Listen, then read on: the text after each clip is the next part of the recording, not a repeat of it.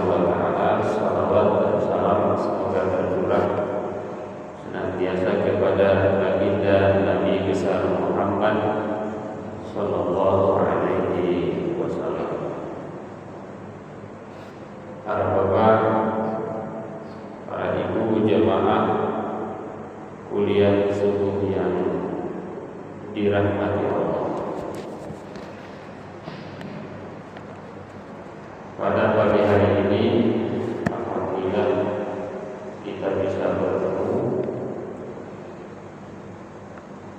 dan ini adalah keistimewaan yang Allah berikan kepada kita. Kita dalam keadaan iman dan dalam keadaan beribadah kepada Allah Subhanahu wa taala. Ibadah yang diantaranya besar pahalanya itu adalah ibadah berpikir, ibadah tafkir, ibadah berpikir. Banyak yang disampaikan Allah dalam bertanya mengenai ibadah berpikir ini.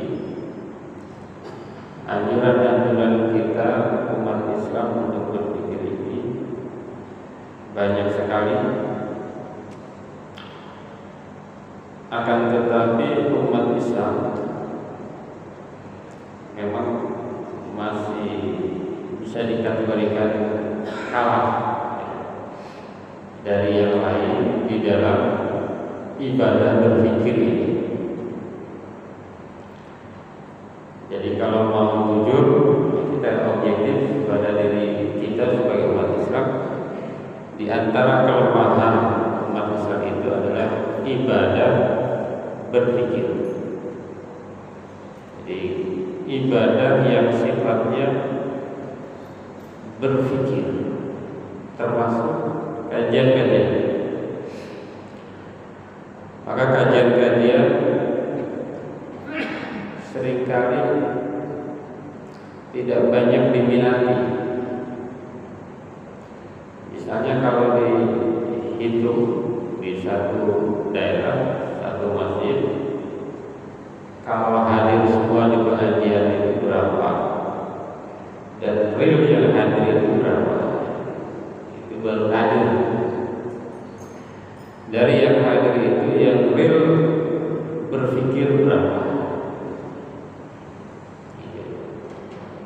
Insya Allah di pagi hari ini kita adalah orang-orang istimewa yang diberikan hidayah oleh Allah Subhanahu wa taala untuk beribadah berpikir. Ada yang menyebutkan lebih baik dari 1000 rakaat salat sunnah ibadah berpikir ini. Ada yang ekstrim, tapi katanya ini bukan hadis, lebih baik daripada 60 tahun ibadah. Jadi kalau orang ibadah 60 tahun tanpa ilmu, memang tidak ada gunanya. Kira-kira begitu. Misal seseorang bersolat, solat tanpa ilmu 60 tahun, yang tidak ada gunanya. Nilainya tidak ada. Lebih baik ibadah berpikir dibanding dengan sholat rajin tanpa ilmu, zakat rajin tanpa ilmu, apalagi puasa rajin tanpa ilmu. Ini makanya di dalam Islam itu ilmu itu sangat penting, ilmu itu sangat luar biasa. Para bapak, para ibu jamaah yang berbahagia, yang dirahmati Allah, pada pagi hari ini insya Allah kita akan sharing tentang mengukir harapan visi muslim untuk masa depan. Jadi seorang muslim itu sebetulnya orang yang paling jelas harapannya. Muslim itu paling jelas harapannya. Jadi harapannya tinggi. Kenapa? Karena kita itu selain harapan dunia ada harapan akhirat.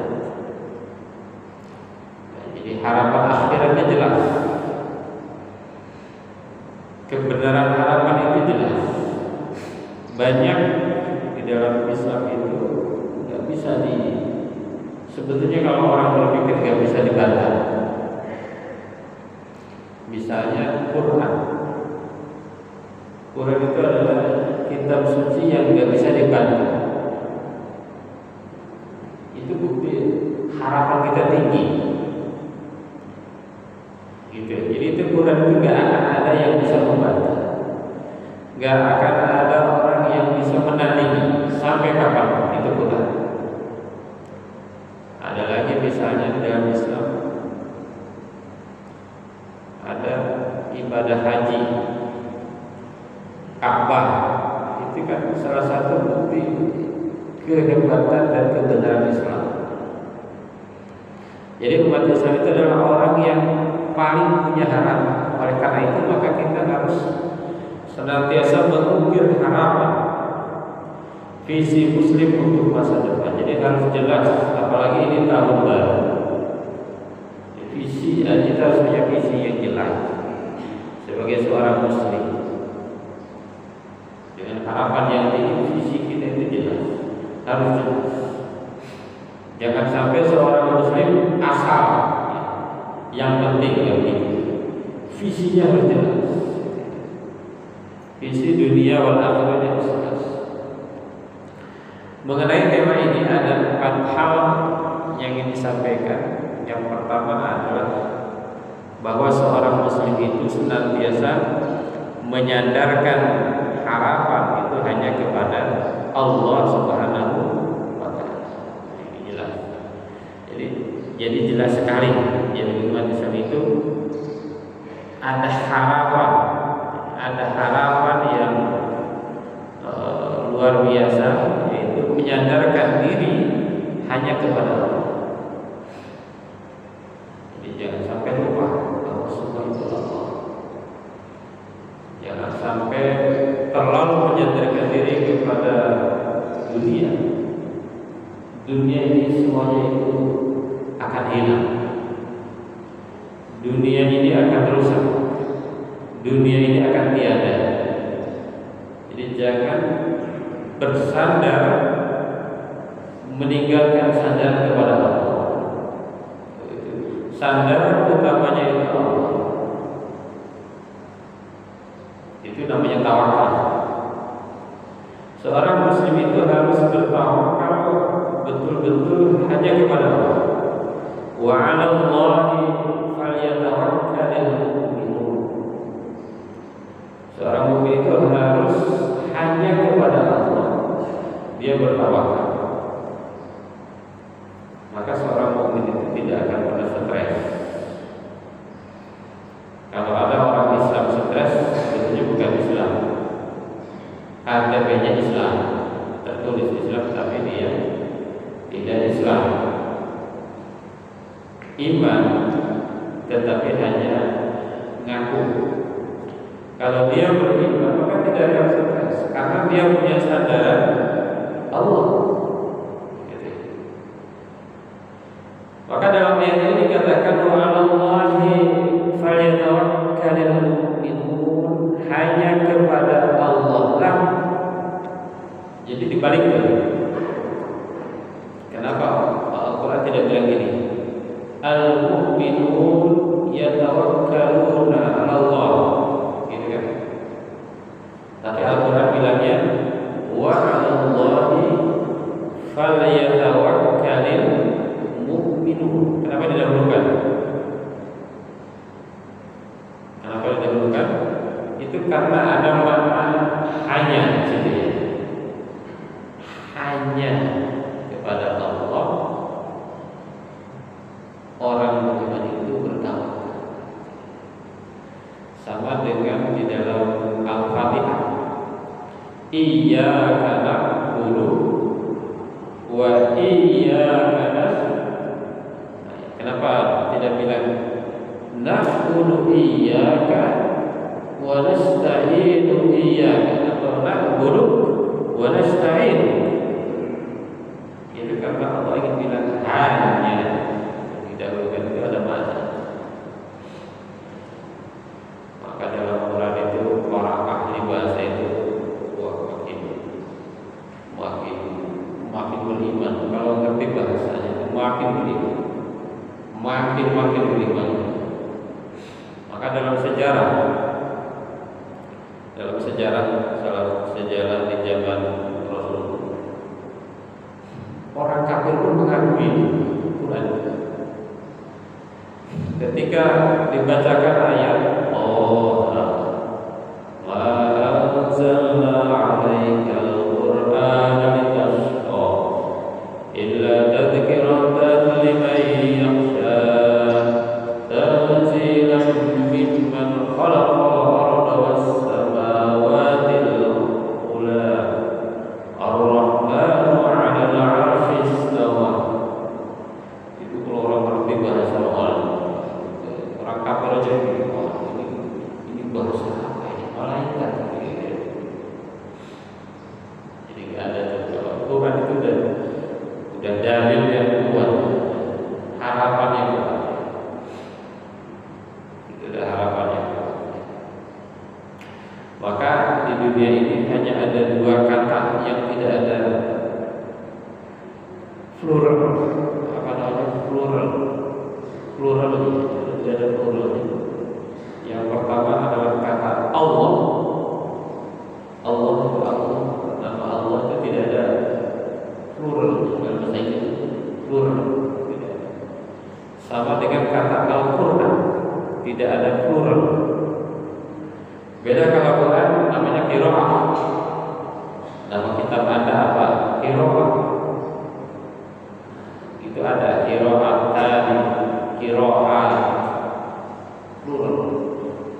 Tapi kalau Quran tidak. Jadi orang beriman itu kembali, dia harus hanya kepada Allah, dia bertawakal. Ada hadis dari riwayat Tirmizi, qala Rasulullah sallallahu alaihi wasallam, "Man ta'allaqa syai'an wukila ilaihi." Maka barang siapa yang bergantung kepada sesuatu, maka dia akan diserahkan kepada sesuatu itu. Ngeri. Kalau kita bergantung pada dunia, nah itu tadi, pada harta, pada jabatan, harta bisa hilang. Jabatan apalagi jabatan politik 5 tahun akan hilang. Kecuali jabatan yang enggak politik, jabatan pribadi nggak hilang, tapi sampai wafat, tapi hilang juga, gitu. Hilang juga. Jadi jemaah yang dirahmati Allah Subhanahu wa Ta'ala, maka kita harus senantiasa bertawakal, gitu, bersandar kepada Allah. Apa itu bersandar itu? Al-iman al-kamil bi anna Allah Ta'ala huwa al-khaliq wal musaytir ala kulli syai'.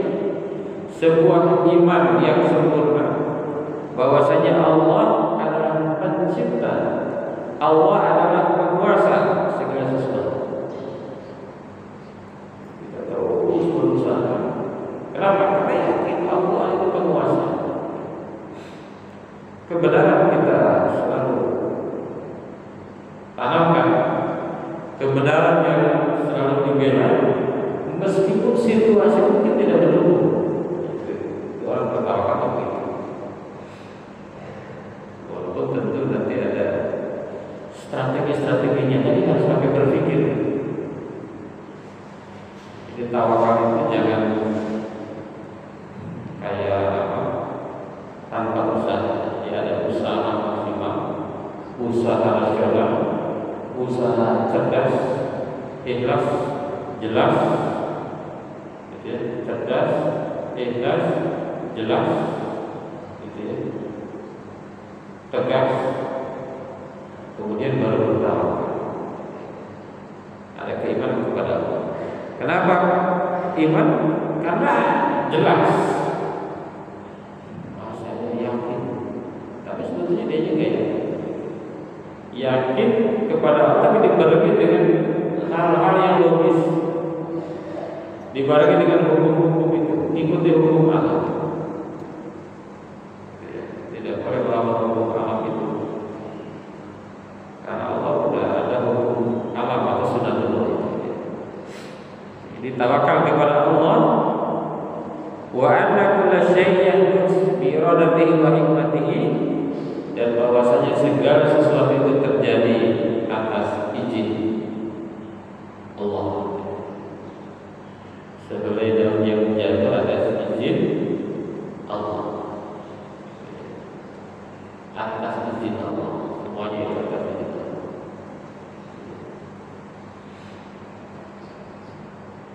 Tapi harus tetap rasional kan?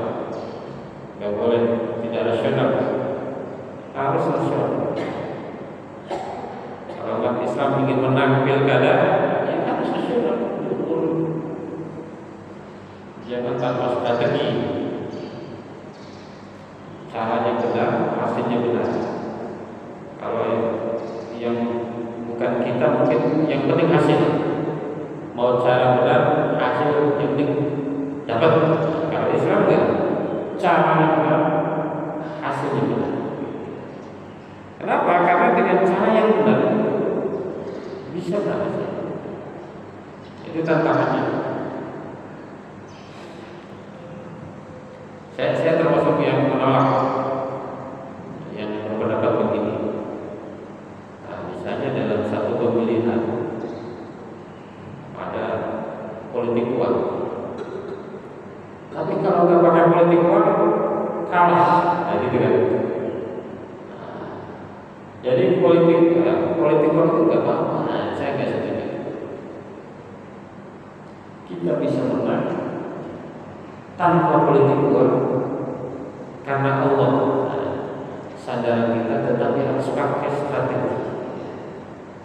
Saya yakin di antara pemimpin ini masih ada yang tidak pakai politik uang. Tapi kan sedekah juga adalah bagian dari sunnah. Misalnya gitu, dengan dari sedekah. Politik uang gimana? Sedekah. Saya termasuk yang sedekah. Kita bersandar kepada Allah dengan cara-cara yang sesuai dengan tuntunan Allah Subhanahu wa ta'ala. Hadirin jamaah yang berbahagia, jadi menyadarkan diri kita betul-betul hanya kepada Allah. Tentu ini tidak mudah. Para bapak jamaah yang berbahagia, tidak mudah ya. Ada dua hal dari tawakal ini bersandar kepada Allah. Yang pertama adalah tawakal sebagai penyempurna ikhtiar. Jadi kita bertawakal sebagai penyempurna ikhtiar. Ikhtiarnya sudah, kemudian bertawakal kepada Allah. Wa may yatawakkal 'ala Allah fa huwa hasbuh. Siapa yang bertawakal kepada Allah, maka Allah akan mencukupkan. Tawakal. Jadi tawakal itu penyempurna ikhtiar. Maka kalau orang bertawakal stres, kalau gagal pasti dia stres. Gitu ya. Itu yang pertama, banyak tawakal penyempurna ikhtiar. Yang kedua, keyakinan kepada Allah sebagai sumber segala kebaikan. Jadi kalau kita yakin itu sumber segala kebaikan. Jadi sebagai Allah berfirman, "Ana inda dzanni 'abdi." Jadi kalau yakin itu sumber kebaikan. Tapi kalau setengah-setengah itu yang masalah. Hadirin jamaah punya sepuh yang dirahmati Allah. Poin yang kedua adalah kita harus sebagai muslim menyusun perencanaan hidup dengan bijak. Jadi umat Islam itu bukan yang penting jalan ya. Jadi umat Islam itu harus paling pandai berencana, paling pandai membuat visi, membuat rencana, gitu ya.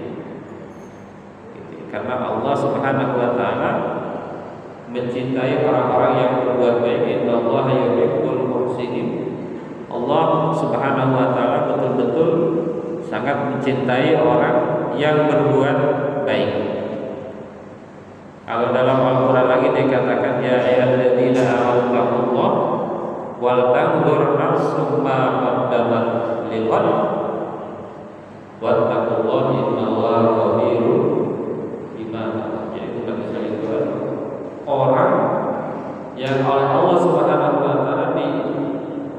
suruh untuk pandai berencana. Jangan bagaimana nanti bagaimana? Bagaimana nanti bagaimana? Harus berencanakan. Tadi ada ayatnya tadi innallaha yuhibbul muhsinin, karena Allah mencintai orang-orang yang berbuat baik. Dalam hadis dikatakan innallaha yuhibbu idza amila ahadukum amalan ayyutkina. Allah senang jika seseorang itu beramal dengan profesional. Profesional itu kan perencanaan yang baik. Maka beda antara profesional dan tidak diperencanaan. Gitu. Kalau mau membuat sesuatu yang besar, karena kan perencanaannya lebih lama dibanding pelaksanaan. Mau ngadain muktamar misalnya, kalau itu berencana lama, pelaksanaannya hanya beberapa hari. Jadi perencana mau membuat gedung yang luar biasa megah, itu pasti perencanaannya lebih lama. Umat Islam ini adalah umat yang diminta untuk merencanakan, baik untuk perencanaan ibadah, perencanaan amal soleh, perencanaan organisasi dan sebagainya. Karena Islam ini biasanya yang keren itu banyak rapatnya, banyak diskusinya, banyak dialognya. Ada dua poin terkait dengan menyusun perencanaan itu dengan bijak. Yang pertama adalah iman sebagai fondasi perencanaan. Jadi seorang muslim itu dalam merencanakan apapun, fondasinya adalah iman. Beda dengan yang tidak muslim. Kalau muslim begitu. Jadi walaupun dia berencana, tetap dia ada iman. Allah Subhanahu wa taala berfirman, "Faman kana yarju liqa'a rabbih falyamal 'amalan shalihan wa la yusyrik bi ibadati rabbih ahada." Barang siapa yang mengharapkan perjumpaan dengan Tuhannya, beramalah dengan amal yang baik, wa la yusyrik bi ibadati rabbih ahada, dan jangan pernah musyrik, mempersekutukan sedikit pun dalam beribadah kepada Allah. Jadi rencana apapun, makanya umat Islam itu biasanya mau kemana pun dia mampir ke masjid. Nah ini bagus. Kemana pun di dekat masjid kan, gitu ya. Rencana apapun dia basisnya iman.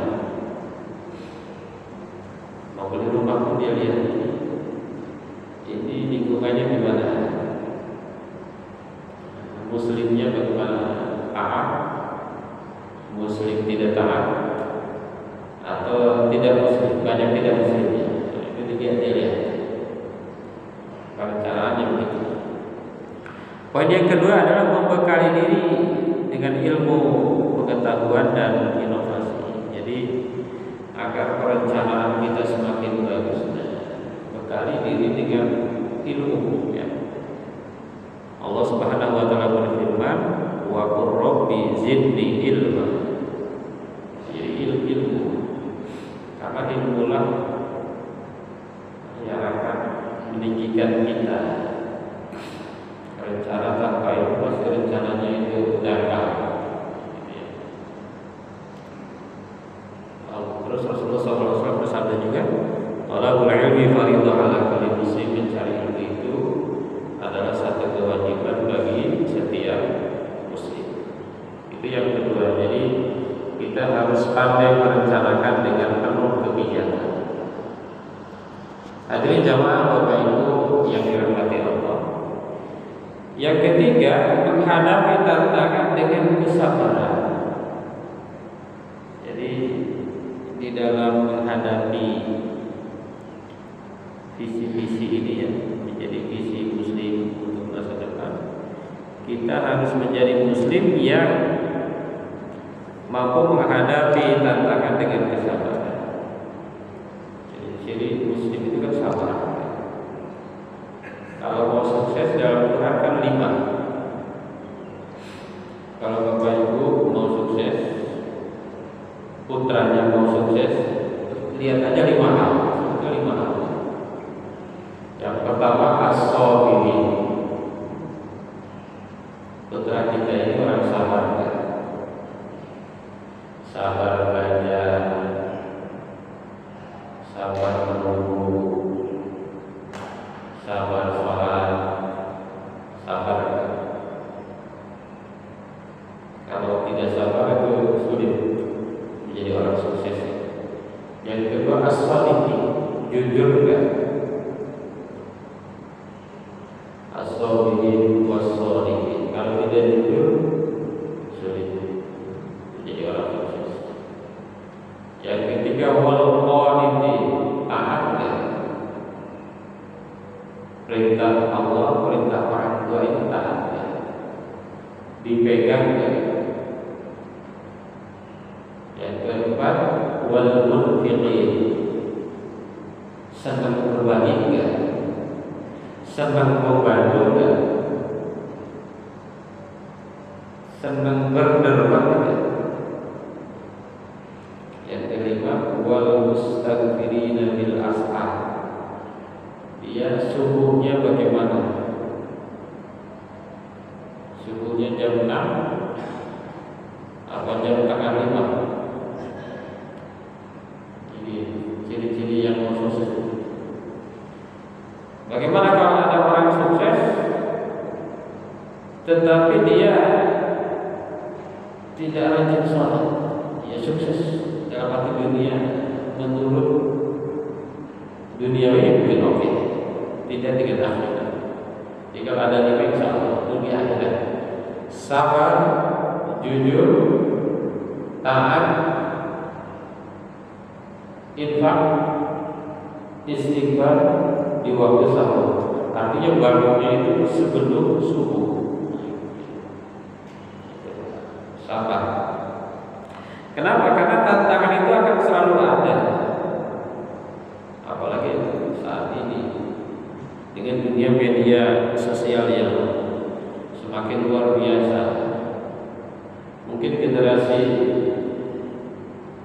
baby boomer itu generasi sebelum 70 itu udah makin pusing ya perkembangan tantangan saat ini ya. Generasi X, generasi 70-an udah mulai ketinggalan juga. Generasi Y, generasi tahun 80-an sudah masih bisa ikut kita, tapi udah luar biasa juga perkembangan. Generasi Z, generasi Alpha, terus tantangan itu semakin besar, maka kita harus senantiasa bersama menjadi seorang yang sabar. Kenapa? Innallaha ma'as sabirin.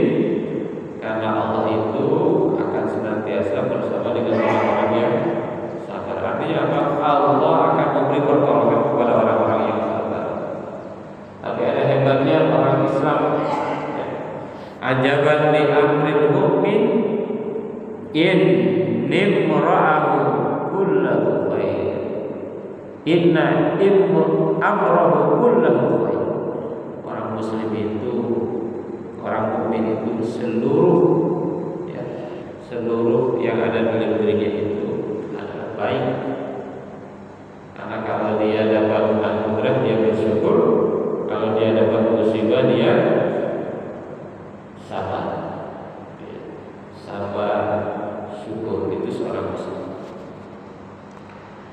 Hadirin jamaah yang dirahmati Allah Subhanahu wa taala, bagaimana cara menghadapi kesabaran ini, tantangan ini? Tadi sabar, tapi jangan lupa dengan doa. ya ayyuhalladzina amanu sabiru wasabiru warabitu wattaqullaha la'allakum tuflihun. Wahai orang-orang yang beriman, bersabarlah, kemudian kuatkanlah kesabaranmu dan bersiap-siagalah serta bertakwalah kepada Allah agar kalian menjadi orang-orang yang muflih, la'allakum tuflihun, menjadi orang-orang yang beruntung. Ma yusibul mu'min min wasabin wala nasabin wala hammin wala dham hatta syaukan yushakuha illa kafarallahu biha min khatayahu. Tidaklah seorang mukmin ditimpa sakit, ditimpa pusing, susah, gelisah, ada duri yang menusuk, melainkan Allah menghapus segala dosa-dosanya. Waduh, enak banget. Orang Islam itu ada masalah apapun Allah akan menggugurkan dosa-dosanya. Poin yang kedua adalah menggunakan akal dan hikmah dalam menghadapi perubahan. Jadi seorang mukmin dengan tantangan ini akan rasional. Dia akan rasional. Mukmin yang benar itu tidak akan terpedaya oleh kurang-kurang, oleh mitos-mitos, termasuk sulap-sulap. Jangan sulap-sulap ini, sulap-sulap itu kayak bener banget, sulap banyak. Jadi umat Islam itu ya sulap. Bisa ada dalam pengobatan, karena banyak yang tertipu. Banyak. Kenapa? Karena tadi banyak menghadapi tantangan ini tidak rasional. Tidak rasional. Misalnya dalam Islam itu ada ruqyah ada ruqyah syariah, tapi jangan pakai yang tidak rasional. Tidak rasional, misalnya operasi, tapi tidak ada bekas operasi, keluar darah, sebentar hilang, ketutup lagi. Itu banyak kan? Kalau yang rasional, insya Allah tidak begitu. Kalau yang kayak ruqyah terus ada bekal, rasional sekali, rasional. Termasuk pengobatan kedokteran, rasional, rasional sekali, rasional dan penuh dengan kebijaksanaan. Itu poin keduanya. Subpoin kedua. Yang terakhir, jamaah yang dirahmati oleh Allah Subhanahu wa taala, dalam menciptakan visi muslim untuk masa depan adalah kita menggali potensi diri untuk senantiasa berkontribusi. Jadi muslim itu kalau bisa bukan penonton, mukmin muslim itu jangan jadi penonton. Gitu ya. Teknologi kita jangan menjadi pengguna, dia harus produksi. Itu muslim yang keren. Media kita jangan hanya jadi konsumen, diombang-ambing oleh media, tapi kita menjadi produsen. Pendidikan kita harus produsen. Kita yang punya sekolah, kita yang punya perguruan tinggi, jangan hanya jadi konsumen. Kalau bisa yang lain jadi konsumen kita. Rumah sakit begitu juga, dan fasilitas-fasilitas yang lain. Gali potensi diri untuk berkontribusi sebagai organisasi, sebagai pribadi, sebagai lembaga harus menjadi kontributor. Kita harus menjadi rahmat bagi sesama kita. Kenapa? Khairun nas anfa'uhum linnas. Karena sebaik-baik manusia adalah yang memberi manfaat. Posisi apapun kita, meskipun bisa di organisasi posisinya kecil, berkontribusi dengan sebaik-baiknya. Ada 2 poin.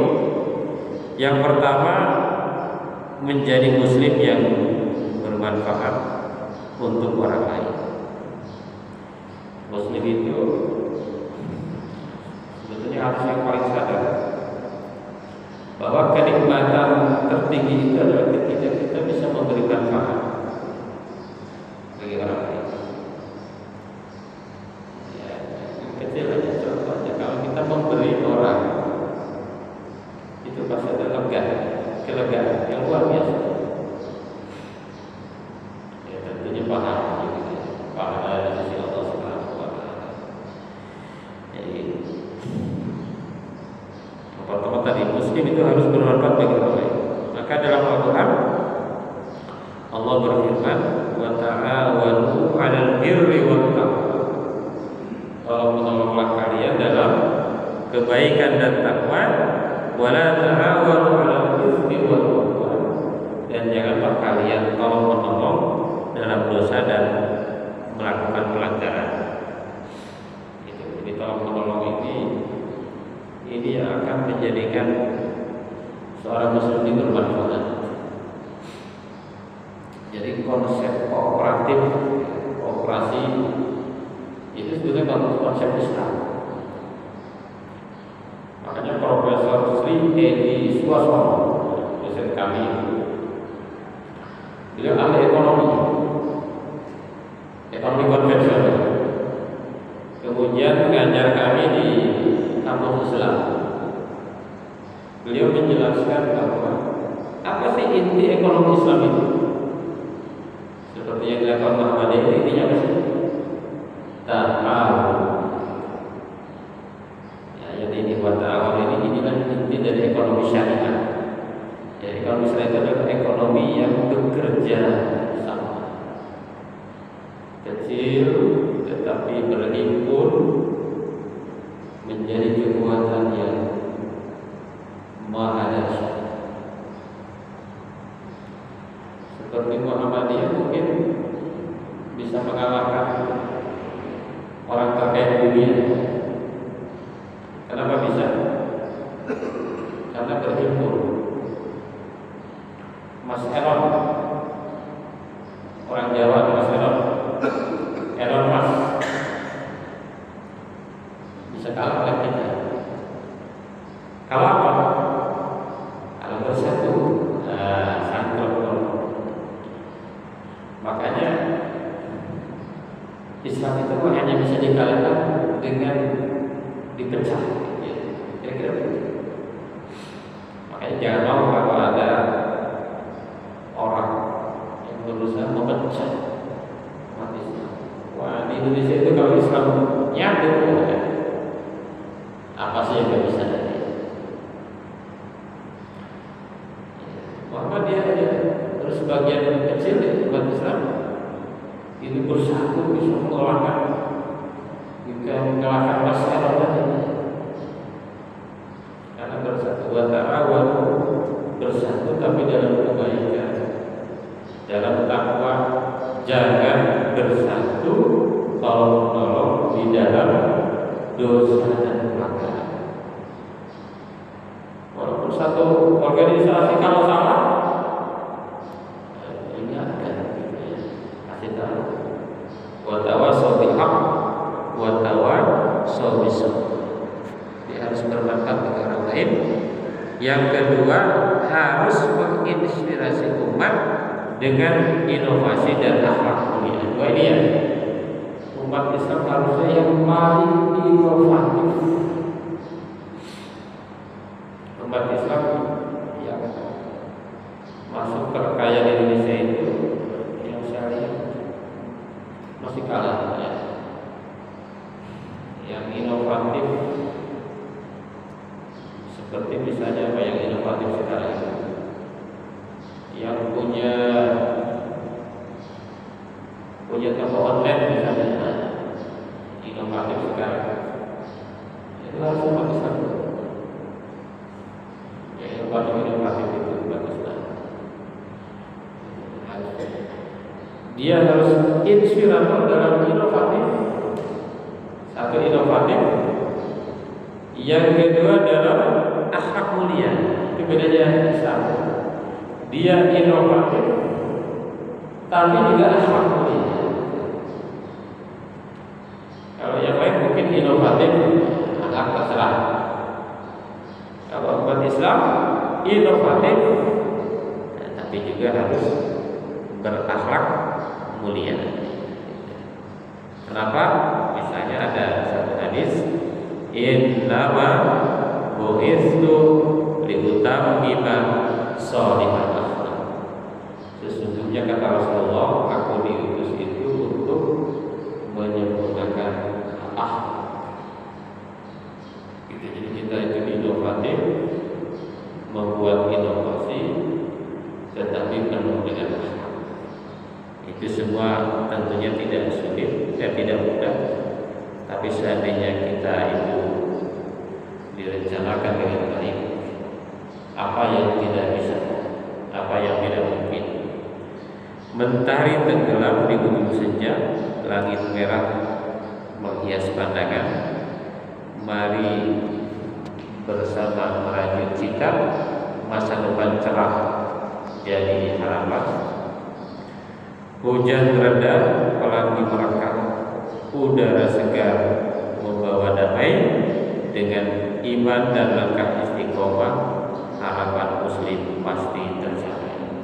Mudah-mudahan para jamaah sekalian, kita senantiasa bisa terus mengukir harapan, karena harapan kita itu jelas dan kita mampu membuat visi muslim untuk masa depan, kebermanfaatan di dunia dan kebahagiaan di akhirat, kebahagiaan di dunia dan kebahagiaan di akhirat, kenikmatan di dunia dan kenikmatan di akhirat. Billahi fi sabilil haq, fastabiqul khairat. Wassalamualaikum warahmatullahi wabarakatuh. Barangkali ada yang ingin disampaikan, dipersilakan.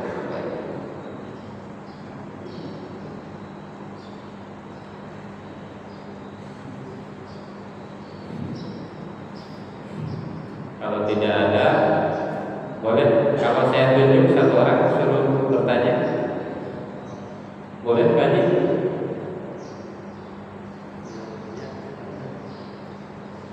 Nah, biasanya kalau nggak ada yang tanya, tunjuk biar tanya gitu, biar ngeramein aja.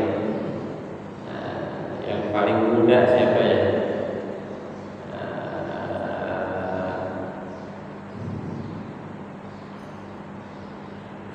Yang paling muda, Pak Haji?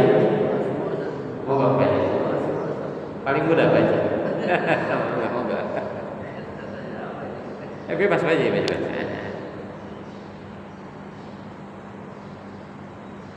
Terkait diri pribadi, terkait masyarakat, terserah. Moga Pak Haji. Bagaimana kita bisa menyelamatkan kehidupan kita, karena sekarang ini kan banyak sekali masalah-masalah yang menggoyahkan daripada istiqomahan kita. Jadi untuk mempertahankan kita istiqomah, bagaimana caranya? Nah, ini pertanyaannya pertanyaan dahsyat Pak Haji, yang tergoyah Pak Haji. Terima kasih Pak Haji. Insyaallah. Jadi ini memang zaman tantangan makin dasar. Bagaimana nih yang goyangin kita itu makin banyak. di, di YouTube yang dakwah dengan kontra dakwah kebanyakan kontra. Di televisi sama, di dunia nyata sama, orang-orang di dunia politik juga sama. Ini gimana? Tadi pertama tawakal, senantiasa bersandar kepada Allah, jangan lupa Allah. Pokoknya tidak boleh lupa itu. Sandaran itu. Jadi orientasi orang itu Allah, Allah, iman, Islam. Boleh itu, nggak boleh lepas. Iman yang kedua, perbanyak beribadah. Ibadah makhluk, bermakhluk dan amal soleh. Ibadah dan amal soleh.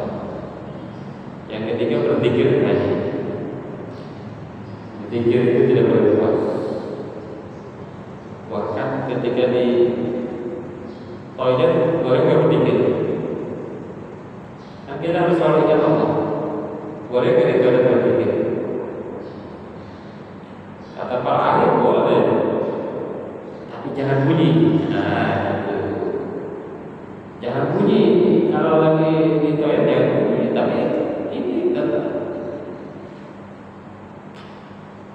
Jadi kita sadar akan iman, tawakal kepada Allah, beribadah, zikir kepada insyaallah.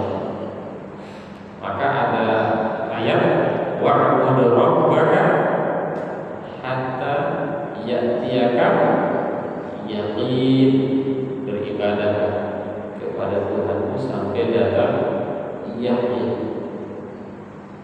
Ada tafsir yang mengatakan yakin itu adalah kematian. Jangan berhenti.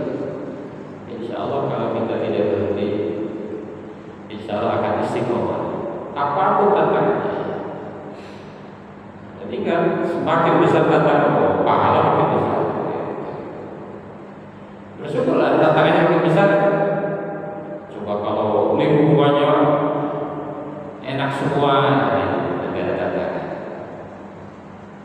Kelebihannya itu kayak di Mekah atau di Madinah, dari sisi tantangan mungkin lebih kecil ya, mungkin ya.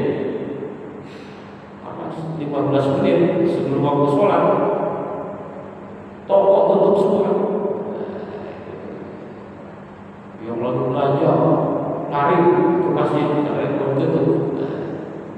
Di kita mau nutup mau enggak ada yang peduli. Nggak ada yang peduli bagi kita. Mau negur takut pelanggaran, ya kan? Tapi itulah tantangan. Semakin tantangan kuat dan kita tidak tergoyahkan, justru itulah kehebatan kita nanti insyaallah. Perjuangan kita, itulah jihad kita agar kita istiqomah. Istiqomah di dalam beribadah, dalam iman, di dalam Islam, di dalam bertawakal kepada Allah Subhanahu wa taala. Saya kira Bapak Ibu cukup. Sekian saja. Terima kasih. Sekali lagi mudah-mudahan kita semua senantiasa dalam rahmat dan ridha Allah Subhanahu wa taala. Billahi min syarri haq, as-sabiqul khairat.